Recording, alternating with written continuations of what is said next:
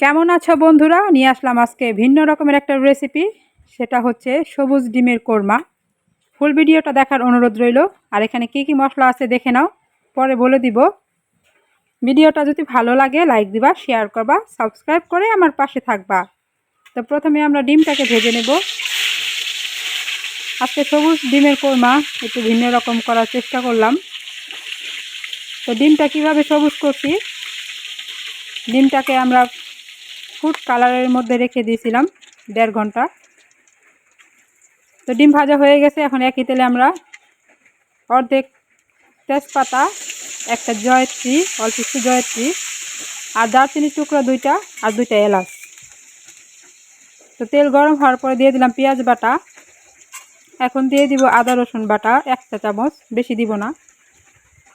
তারপর এখানে আমরা বেটে নিয়েছি কাজু বাদাম আর হচ্ছে পোস্ত। তো 1.5 চামচ পোস্ত আর 7-8টার মতো কাজু বাদাম, এই সব আমি বেটে নিয়েছি। তো এটাকে এখন আমরা 10 মিনিটের মতো কষাবো, যেন এটা থেকে কাঁচা কাঁচা গন্ধটা চলে যায়।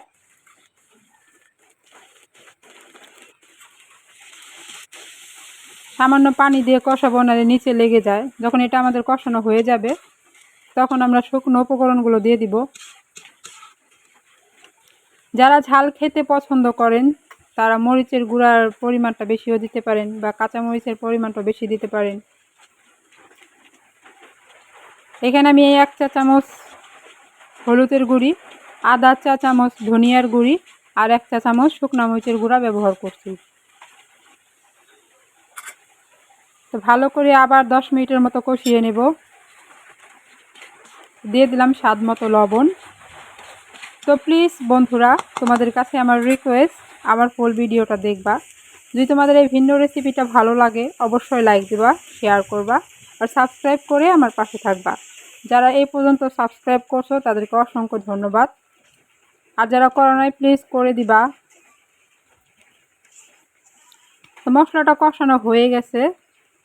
এটা ভালো করে চারিপাশে যে মশলাগুলো লেগে আছে ওগুলো কাঁচায় নিচে নামাইয়া দিব। মশলাটা যখন পারফেক্ট কষানো হয়ে যায় তখন কিন্তু খুন্তির সাথে হালকা হালকা লেগে যায়। তো এখন দিয়ে দিব ডিম। ডিম দিয়ে একটু ভালো করে নেড়ে চেড়ে দিব, যেন নিচে মশলাটা লেগে না যায়।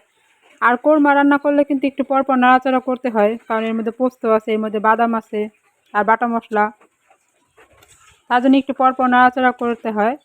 ও সামান্য একটু দিয়ে দিলাম জিরার গুঁড়া, যেন ফ্লেভারটা আরও সুন্দর আসে।